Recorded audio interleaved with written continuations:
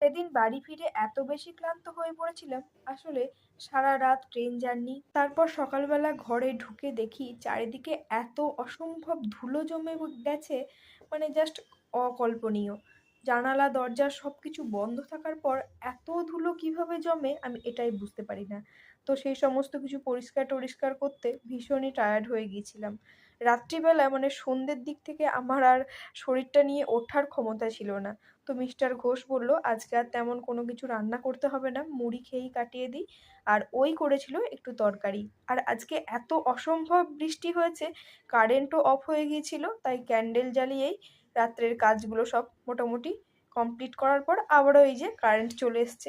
আর আজকেই ছিল ঝিলিকদের এখানে আসার ট্রেন। তো ওরা এই জাস্ট রুমে ঢুকলো, মানে এখন প্রায় রাত্রি 11টার মতো বাজে, আমরা নিচে এসছি ওদেরকে ওপরে নিয়ে যাবার জন্য।